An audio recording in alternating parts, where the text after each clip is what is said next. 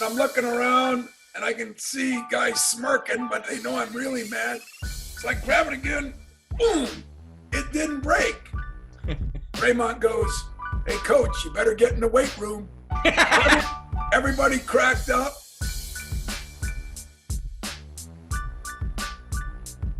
That was Tom Izzo, and this is On the Bench with Mike Hall. That's me. Well, perhaps you haven't heard of this newcomer to the scene. His name is Tom Izzo. No big deal, just, one of the most successful and well-liked head basketball coaches in the history of the sport. He is the state of Michigan through and through. He played college ball in the mid-'70s in northern Michigan and the Upper Peninsula. He had to walk onto the team, but by the time he was done, he was a Division II All-American. So he was a pretty good baller. And by the way, he can still shoot like 90% from the free throw line. That's real. His big coaching break was becoming an assistant in East Lansing in the early 1980s under the guidance of legendary coach Jud Heathcote. He spent more than a decade learning from Jud before replacing his mentor as the Spartans head coach in 1995. And that was not a popular move according to most fans. But boy, were they proven wrong. Because he won a Big Ten title by just his third season. Listen, I could go on for hours listing the accomplishments Izzo has had since then, but here are just some of the most impressive ones. No Big Ten coach ever has more NCAA tournament wins than he has. The last time his Spartans missed a tourney was 2 days after never ago. He's made 8 Final Fours dating back to 1999. And for perspective, in that time frame, Duke has only been to 5, Kansas 5, Kentucky 4, North Carolina 6, but Izzo and MSU 8. It's no wonder he was elected to the Basketball Hall of Fame in 2016. He is loud, he is intense, he wins the right way without even a hint of cheating anywhere close to him, and yet he is charming to everyone. I mean, everyone. So I do these interviews for this podcast with my producer, Ross, who's a Wolverine fan. And for some reason, Ross decided to wear his maize and blue colors on a shirt for the Tom Izzo interview. Good choice, Ross. Anyways, you'll need to know that because Tom teases Ross and his shirt a couple times in our chat. It's not just that Tom has been kind and respectful to me from dating back to when I barely knew what I was doing, but he's also just great at talking and thinking and giving good answers, as you're about to hear. Heads up, you probably knew that he tested positive for COVID-19 early in November. I won't be asking him about that as we tape this a few weeks before that occurred and before the Hoops schedule got released.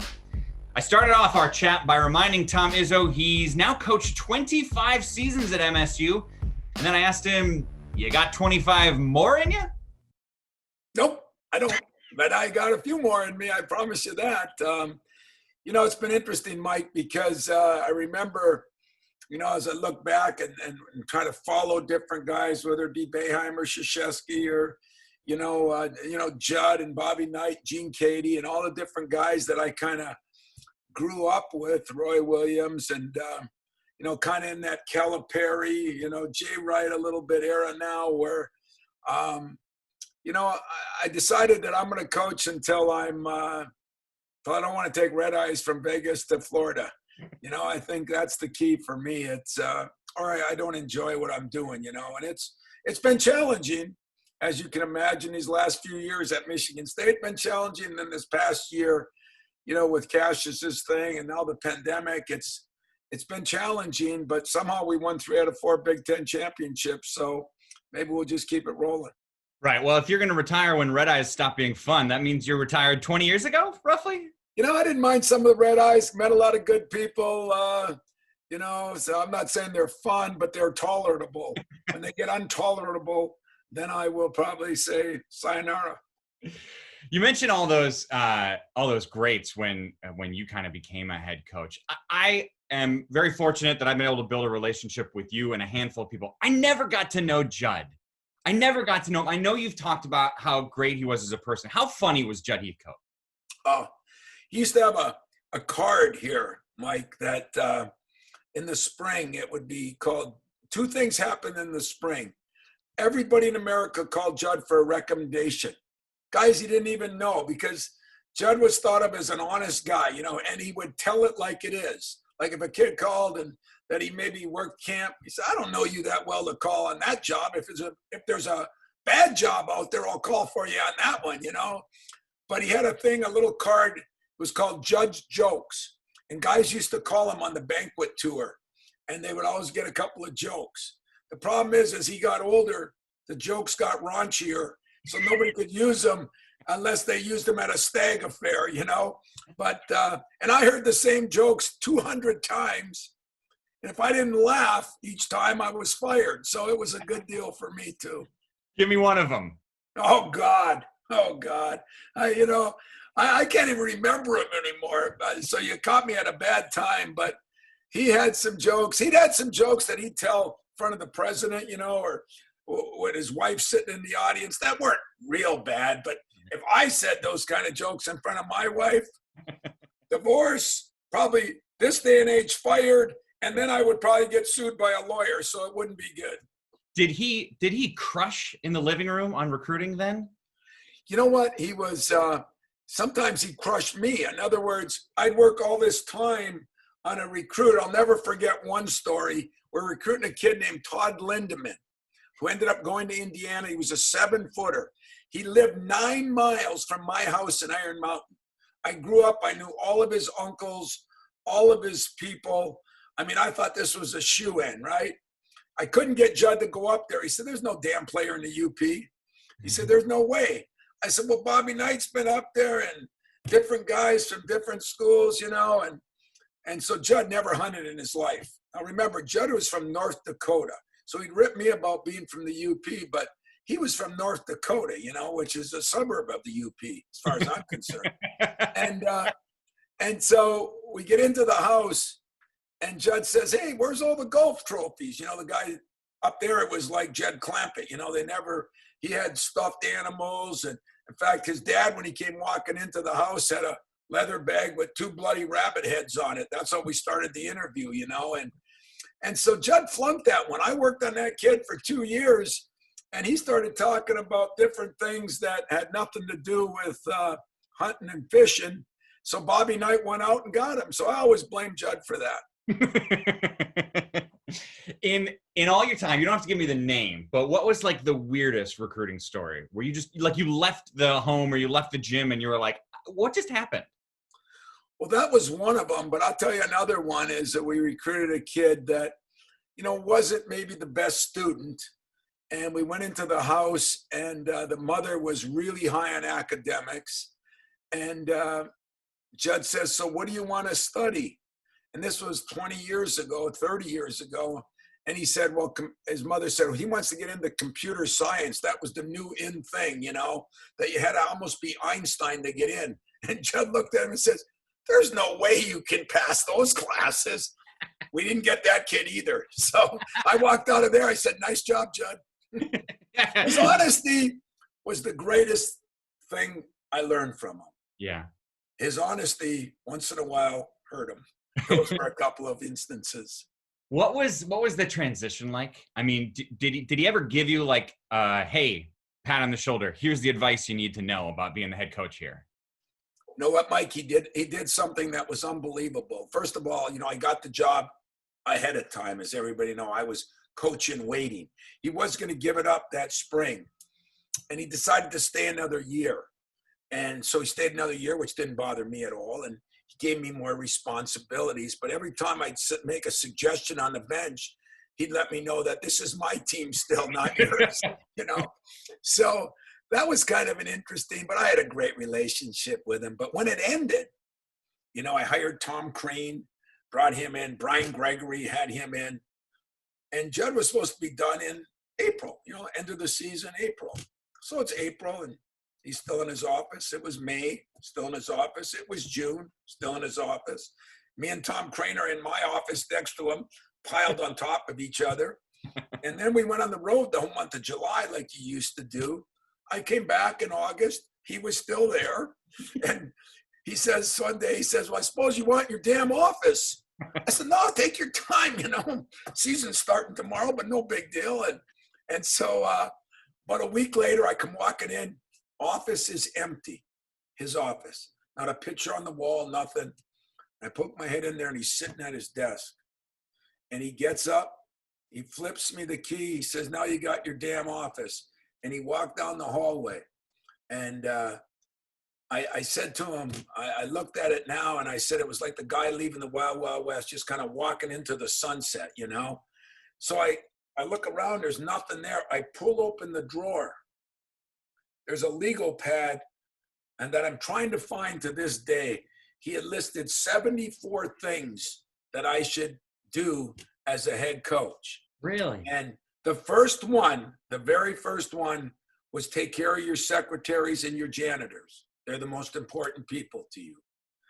The second one I still remember was understand you're going to get screwed by the officials for 2 or 3 years. I remember calling him before he died. I said, Jud, it's been 22 years. I'm still getting screwed, you know? But that was one of them. He says, you better get a relationship with him. And the third one was really one of the most important things he taught me. And that's, remember, everybody's got a job to do and a boss to please. And he was talking about you guys, the media. You know, people are going to rip you. People are going to do this. Before you get mad, try to remember they have a job to do too.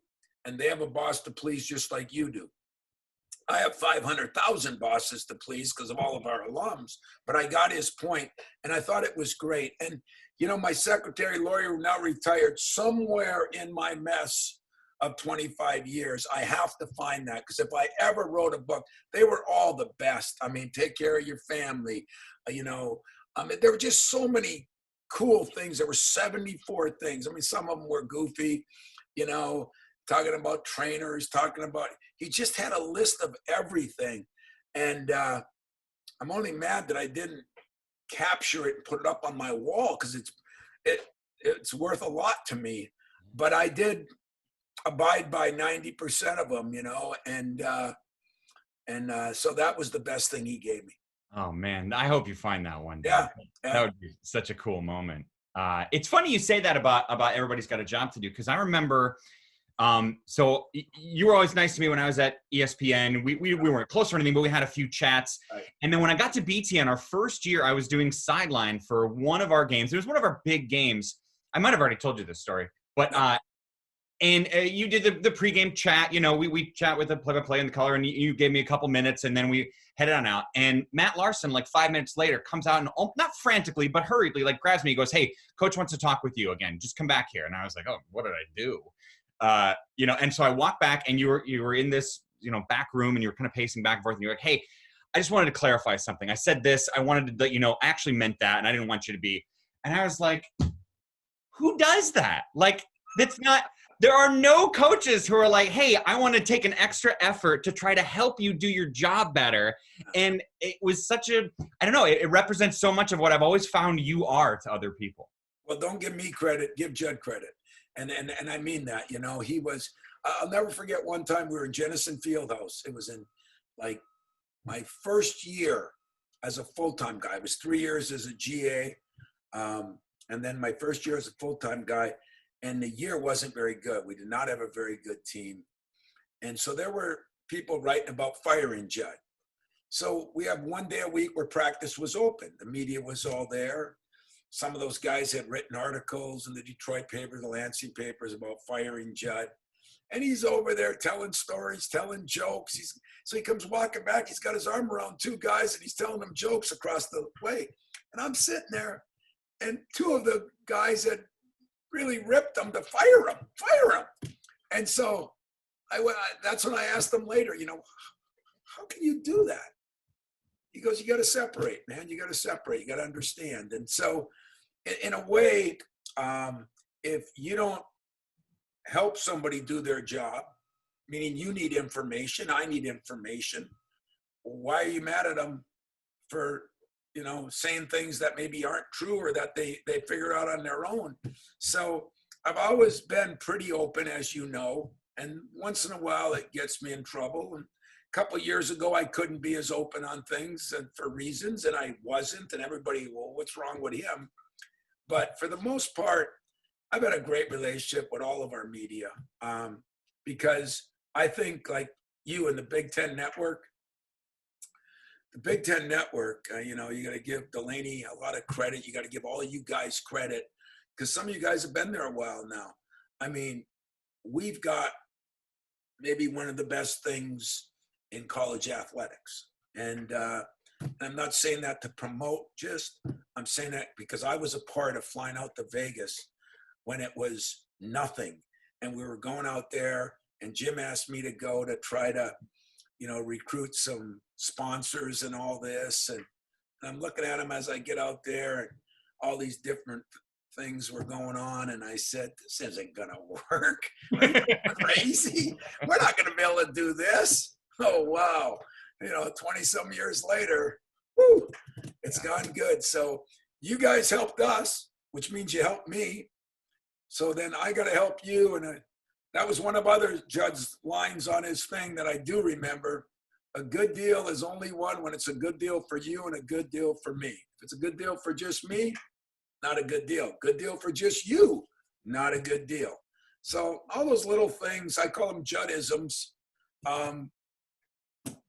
They've served me well, I think, in my time here. Was there any form of the way that a Tom Izzo might argue in the middle of a game with one of his players? Did you get anything of that from Jud, or is that all just in you? Well, that's in me, to be honest with you. I mean, he'd argue with his players, but they couldn't argue back. I took it as when I argue with Draymond Green, he's going to argue back. Yeah. But if I can give it, I should be able to take it to a certain extent. And I think that's how you develop a good relationship. You know, I remember one time, since this is story, this thing is all about stories, right? Is that what we're doing? Yeah. So I'm with Draymond, and I'm arguing with him about something. And of course, he's arguing back. And I said, hey, I don't have time for your, you know, whatever. And once in a while, if I get really mad to make a point, I'll break the clipboard over my knee. So I break a clipboard over my knee, and then it kind of calms down. They know I'm serious, and we go. So my managers always carry a few extra clipboards. So we're arguing, Draymond and I go to break that clipboard. I go, and the clipboard didn't break. And I'm looking around, and I can see guys smirking, but they know I'm really mad. So I grab it again. Boom! It didn't break. Draymond goes, hey, coach, you better get in the weight room. Everybody cracked up.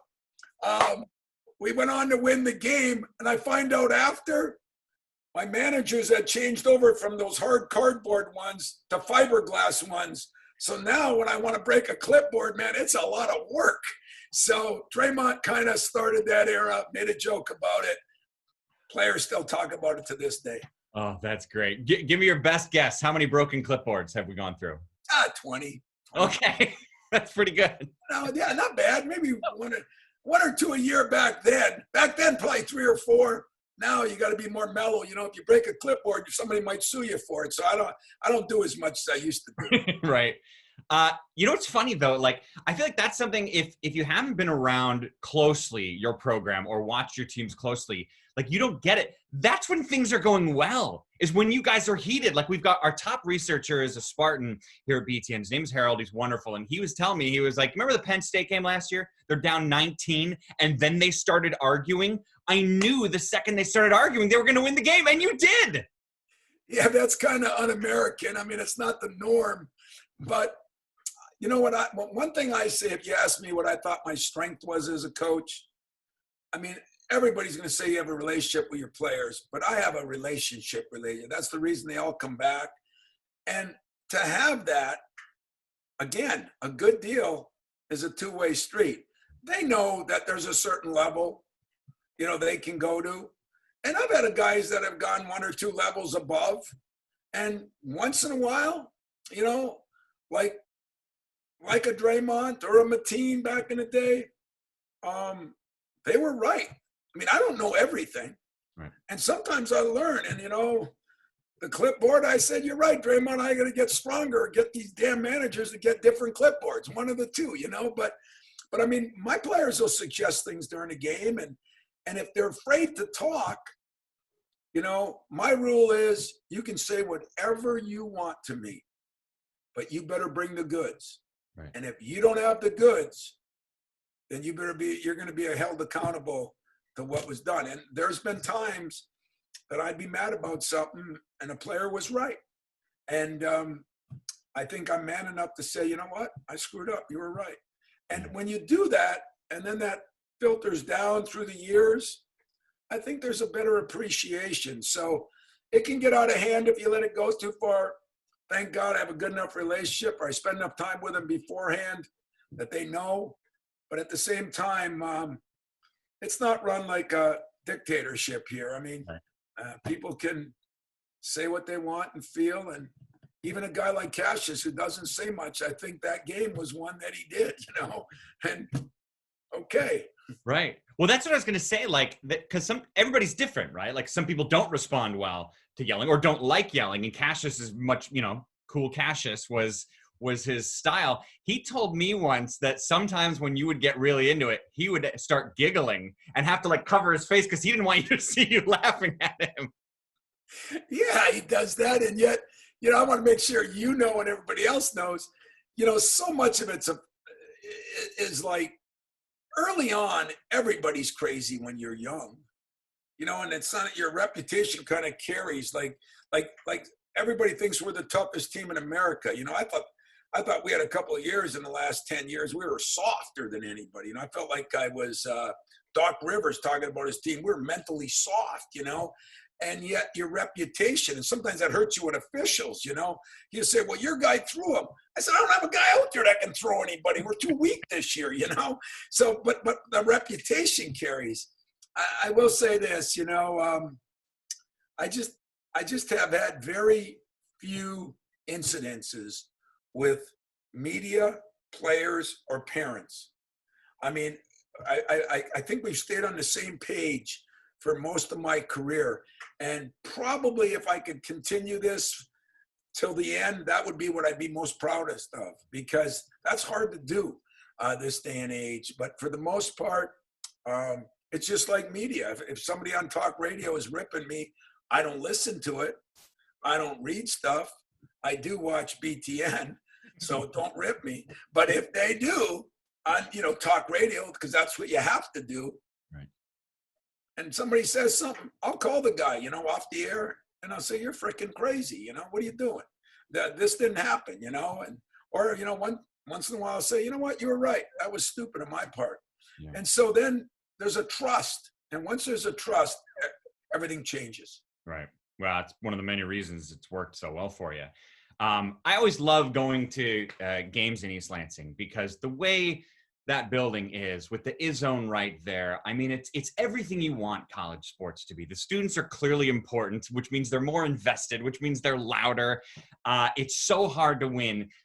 Give me the loudest you ever heard a Big Ten arena, whether it's Breslin or any other, the loudest you can ever remember. I mean, we've had a couple times here back in the day when we played Michigan, get our first win against them, because we got killed the first 3 times. It's probably Ross's fault, but we got killed the first 3 times, 4 times actually. But I'd say that Purdue's a place that I think, of all the arenas, Purdue has almost the same amount as we do, but 99% of them are bleachers, so it's a lot closer.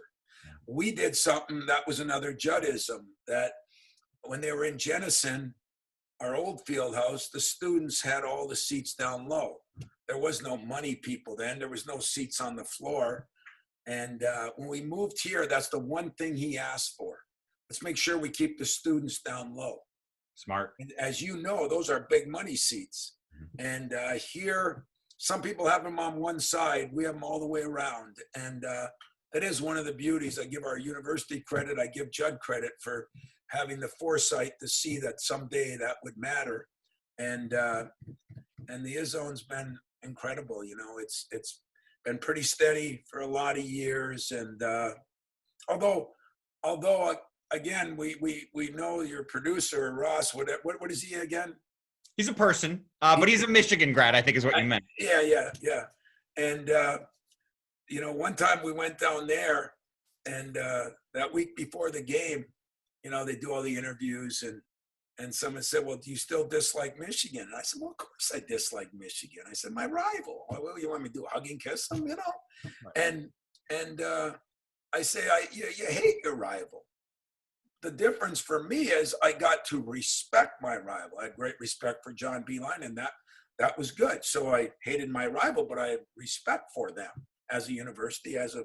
So we come down and we go out to shake hands for the game. And John says, why would you say that? He goes, why would you get all these people riled at you or this and that? I said, you haven't been here long enough to know what the rivalry's all about. You know, it's just part of the rivalry. I can laugh at myself too. That was another thing Jud was really good at. Yeah. I find I laugh at myself a lot. When you think of the great team, so like you said, Michigan, it always makes me think of that 89 Michigan team that won it all. But in your span, whether as an assistant or head coach, you could throw in the 05 Illini, the 07 Buckeyes, the 2015 Badgers. Give me the best Big Ten team that you didn't coach in your Big Ten career. Wow. Boy, there were some good, you know, my Big Ten career as an assistant, you had those Indiana teams, Yep. A couple of Purdue teams with the big dog, you know, Jimmy Jackson, my good friend at Ohio State. You know, I was an assistant then, as Jud would say, but I think since then, boy, you know, as a head coach in this league, I think the Wisconsin teams, those couple of years was really, really, really good. You know, they were the Kaminsky and Decker, and yeah, they were really good and solid. And Bo was such a good coach. And you know, those teams, that team, tough place to play. You know, they had some great lines there too. The Grateful Dead or Red or whatever the hell they're called. right. And so those were good, you know. I mean, there's been good teams. I mean, Michigan's had good teams. Ohio State's had good teams. Purdue's had good teams. But I think that Wisconsin team was one of the best we faced. Now, in 05, that Illinois team that made it to a Final Four, you know, you got me thinking now. Bruce Weber, I thought, did a hell of a job. Those guards were good, man. They were, you know, really good. One still playing in the pros, and the other one was one of my favorite. Brown was one of my favorite all-time guys, you know. So, yeah, you know, I've been through some good years, but I will say this. I talked to Jim Delaney, you know, a couple months ago, and I said to him, man, you know, it was always a football league early. You know, it was the big two, Michigan, Ohio State, and the Little Eight. And then it got to be where football got big. But these last 5 or 6 years, if basketball could be any better, I mean, this year, I think there's 6 teams ranked in the top 15 or 20, you know. I mean, I don't think basketball, I think we got the best coaches. I think we've got the best fans, the most fans. We got the best network. I mean, we got everything going. And that's good for everybody but the coach.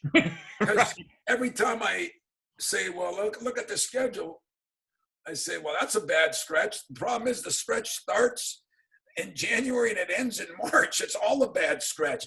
Penn State's gotten so much better. You're going to see Nebraska get better. Iowa. I mean, it's been this league has been really good, which is good for TV, good for the media, good for the fans, good for the players, tough on the coaches. I think it's going to be hard to convince you that the conference schedule should go to 26 games. I don't think that'll fly. You know, it's funny you bring that up because, you know, I was here when it was 16. I mean, I was here right after the inception of color TV. It seems like so long. But 16 games, and we went to 18.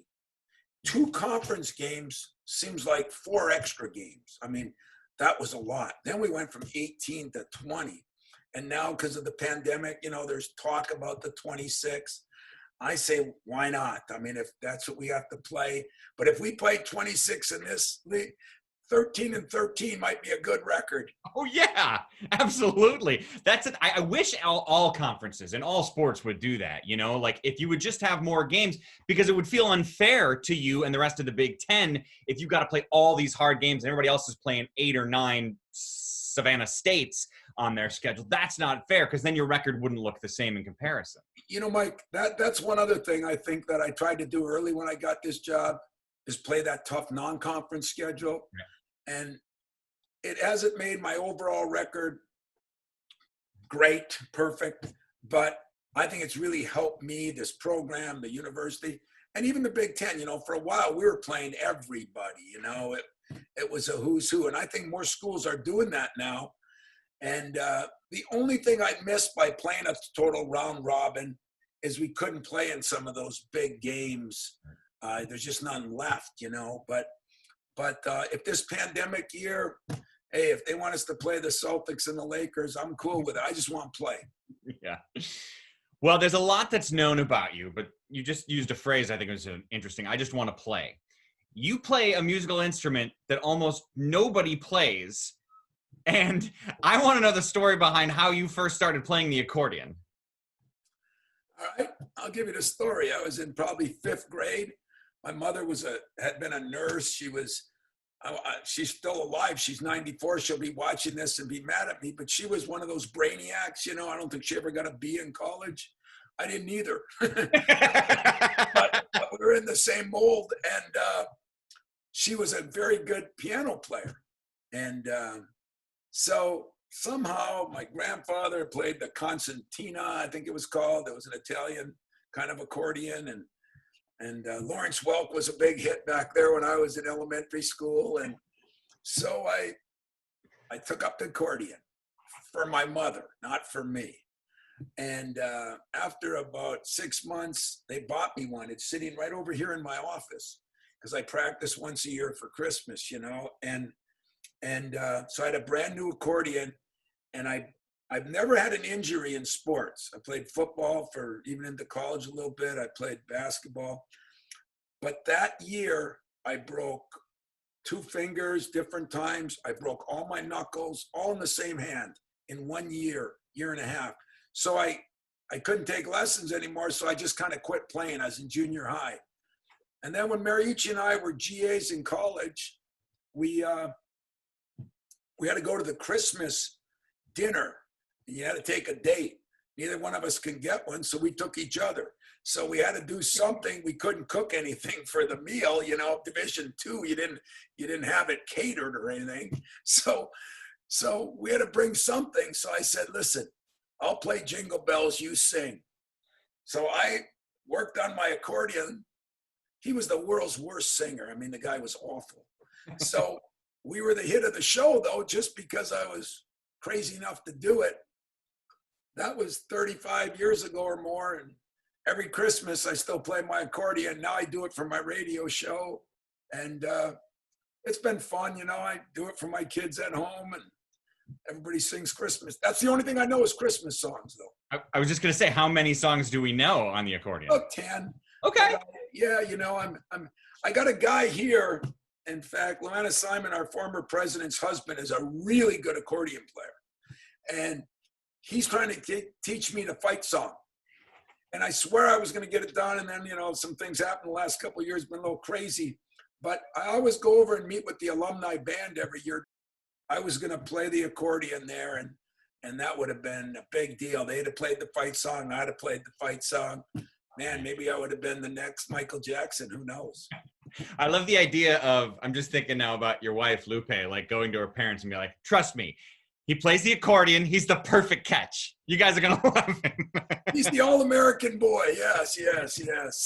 Serenader. Yes. Yeah. You mentioned, Mooch, your longtime close buddy, Steve Mariucci. Did you tell me once you guys lived in a trailer park for a while? Oh, yeah. How long? Senior year of high school, we took our scholarship, him in football, me in basketball, and we bought this trailer for $2,500. It was 60 by 12. We set it in this trailer park. It was 2 rooms. We bunk bedded one from him and I, and we rented out the other 2. That's how we made the payments. True story. The next year we moved up. We were like moving on up, like the Jeffersons, and we moved up to a 14 by 70. Really a nice one, though. It was nice. Then the 3rd year we went crazy. We were GAs now. We bought a double wide, all in the same trailer park. you know what, Mike? To this day, when Mariucci and I go back to Northern to do something, like he's involved with like a Ronald McDonald House up there right now, and I go up there for a fundraiser or something. We always go over to the trailer park and we meet the people. All three are still there. Really? Amazing, yeah. Yeah, him and I talked about buying them back just so we have them as antiques or something someday. Right. But we still go back to that trailer park, and we still we usually go up and meet the people that are there, because sometimes those things have better turnover. But Right. yeah, that's where we started. Oh man, they got to get like a plaque on the side of that thing. Mooch and Izzo used to live here, you know? Yeah. My favorite part of that is that you rented out half of it. That's absolutely priceless. All three of them, man, and oh, we have stories on those things, boy. It was something. You know, the gas went out, pipes broke. Yeah, we were really slumlords. Put it that way, him and I. Did you do a road trip with him ever, Mooch? Yeah, we did a road trip my junior year in college. My dad had a truck with a capot on the back, and Mariucci had played in the national championship game in California, and the semis were in Texas. So we were in a driver ed class, and one of the things we had to do was get a map and tell how far it was. So we made this map and all the places we wanted to hit.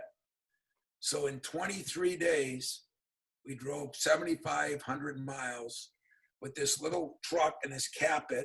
We had 2 cots in it. We had some weights because we still had to work out. We had a Bunsen burner with about 500 cans of Campbell's, mix everything together. And we went and we hit colleges. In fact, to this day, my mother's got like 50 T-shirts. We bought a T-shirt, TCU, Texas. Then we got over into the Grand Canyon area. Then we went up the coast, and we just stopped at places. And about probably the 23 nights, I bet you we stayed with friends or family about 6. So the rest of the time it was him and I and it wasn't a camper, it was a cap-it. Yeah. And it was fun, man. Saw the Black Hills, saw Mount Rushmore, saw Yosemite and all that. And it was, so him and I we drove probably 400 miles a day, just got in the car and went. God. That was the year before we got our trailer though. So we moved from the capot where we slept to the trailer, and then there's been real progress, over our careers. Right. Well, too bad nothing ever became of either of you. That's too bad. Tom, before you go, we're going to do before you go 4 questions that have nothing to do with one another. Number 1, have you ever, you might laugh at this, but I'm not sure. Have you ever seriously considered getting into politics? Because you are beloved in that state. There is a track record of people like a Tom Osborne transitioning into that section. Was there ever a time you ever actually gave it real thought? It might have been my first year. And after that, I wasn't good enough to be in it then, but I struggle with politics. I'm going to be very blunt and honest with you. I don't like the way we're one side or the other. I'm always for, I'm a lot of I'm a we guy, and that politics is a me person, if you ask me, because it's one way or the other, And so I think as I've gotten older, I struggle with politics even more. So maybe if I went back to the UP, mayor of Iron Mountain could be in my future. There you go. That's about it. Nothing else. Number 2, you are, among many things in your life, you are a father. What is the parenting tip that you like to give out? The tip would be what I've done and what I haven't done.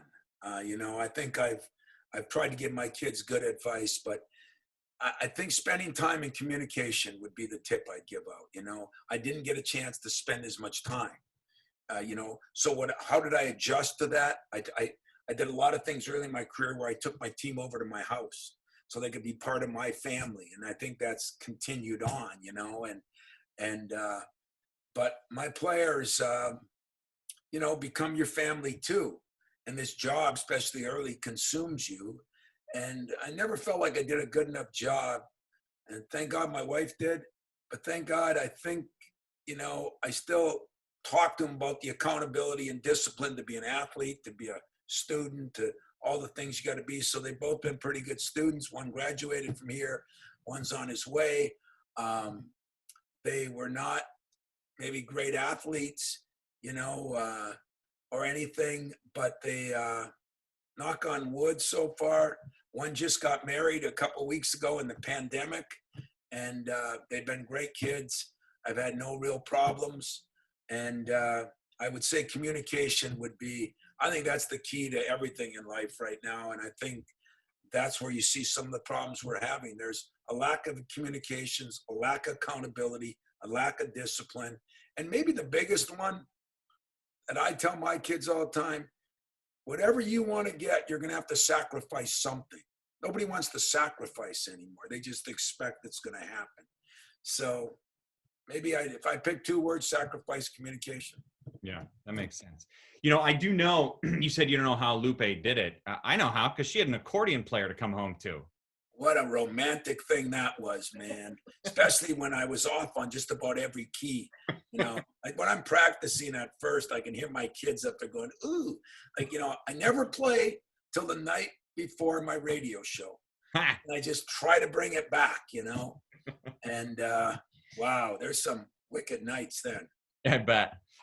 Number 3, I swear by, I'm not a mayonnaise guy. So if I make a BLT, I put peanut butter on instead of mayonnaise. Everyone thinks it's weird and it's fantastic. Give me the food that you love to eat that everyone else thinks is weird. I don't know what everybody thinks, but I'm a pasty guy. I love pasties. In the UP, a pasty is, and everybody down here calls them pasties. But what they are is they're just a crust filled with whatever you want to put in them. Miners used to take them down. You could eat them warm or cold. A lot of people don't know of them or don't eat them. But I'm kind of a plain Jane guy for the most part, but pasties is something that I guess is different for me.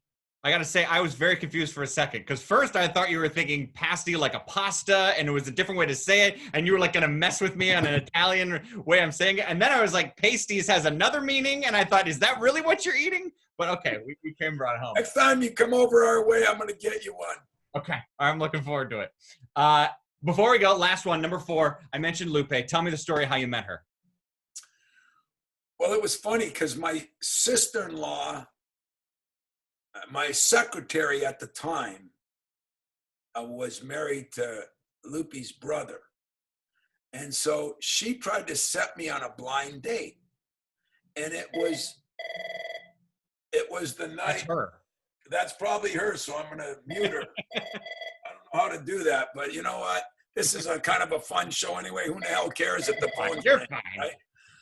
So she sets me on this date, and or she has me call her. She didn't want to go out with me. So I said, okay, big deal. So we were playing Purdue that weekend for the championship in 1990. Steve Smith, first year in Breslin, place was bonkers, hottest ticket in the world at the time. Purdue and us are tied, championship game. So I walked in to my secretary. I had 2 tickets. That's all I got. I have no family here at the time. I didn't know many people. And so I said, hey, Beth, give your 2 tickets to your sister-in-law. Tell her to bring her boyfriend. And I threw them to her. Didn't think nothing of it. So I go to the game. The game ends, and I see her sitting in my seats with like a little 6-year-old.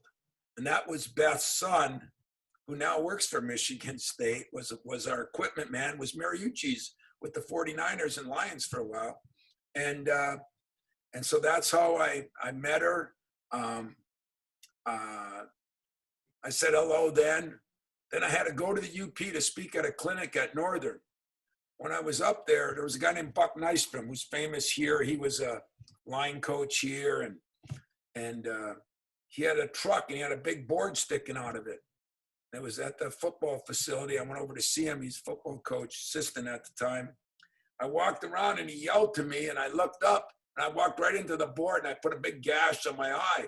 So that night I came back and I pulled into our parking lot, and it was the first concert here, Diana Ross, and she was going to the concert with her sister. And I got out of my car and had this big cut. Sometimes women feel sorry for you. She felt sorry for me, and I got a date, and that was the end of the world. That's perfect. That's true. That's why it's perfect. I got to tell you, that'll be the one advice I've learned from being a parent is I'm just going to tell my son, sometimes women feel sorry for you, buddy. That's all you need. Only till you get married, then it changes. It goes the other way. So tell your boy Ross that, even though he's a Michigan grad, if he is married, he'll know what I mean. If he's not married, take my advice. Yep, definitely. I'll pass it along to him. Tom, you're the best. You're always fun. And I really hope you find that list of 74 things one day, man. You know what? That would be critical, Mike. And I appreciate you. Appreciate what the network's done for all of us. And I say that, again, not promoting. It's just been that day in Vegas when I asked Delaney if he was on drugs or something. Are you crazy? I mean, this ain't going to go. And what's happened to it, this is unbelievable. And it's benefited a lot of people, a lot of students, a lot of athletes, a lot of coaches, a lot of commentators. One of those win-win-win that Jud was talking about. Good deal, right? Both ways. But thanks for having me on. Let's play ball. You got it, man. Thanks, Tom. See ya. Okay, so to recap, Mackey Arena might be the loudest Izzo's ever heard. Don't expect him to ever run for office. And Draymond will bust you up if you can't bust a clipboard. My thanks to Tom Izzo for joining me. Heads up, our pal Alex Rue always has great stuff on his Take 10 podcast. Be sure to check that out. But that's it for this episode. From the Big Ten Network in Chicago, I'm Mike Hall. Have a great holiday. We'll see you next week.